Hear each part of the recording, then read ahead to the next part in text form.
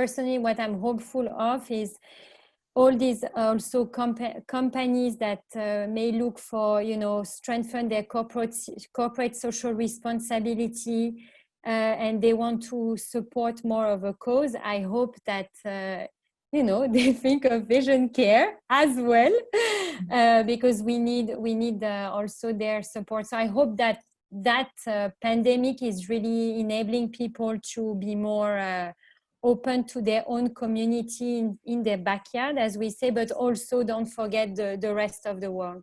What would be the priority? Economic burden being a big problem now. Now economic has been hit down very high. So the question that runs in my head would be, what will be the priority for eye care among the people with no?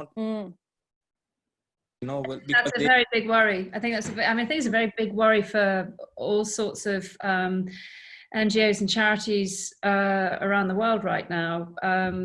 Everybody is a bit of a collective holding of breath, because we don't know what the impact is going to be.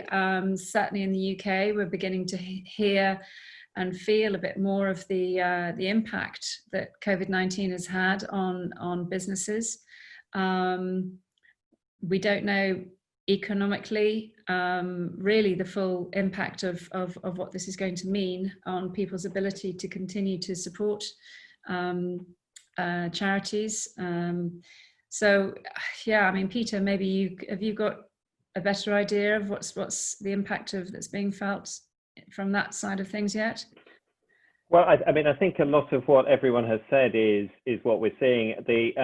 That we do know that it's impacting people who find access more difficult are finding access more difficult, and some of the immediate responses and some of the innovative responses, for example, using technology in new ways to reach people, which is quite exciting. One of the risks there, of course, is you access people who have access to that kind of technology. So the technology we're using here, and so again, you leave behind people who live in rural communities and don't have access to that. So I think that's right. I mean, equally, I think the sorts of things that Vengadesan was talking about actually beginning to think more imaginatively about the way that you practice, actually reaching out into the communities directly, and really putting a big emphasis on primary care.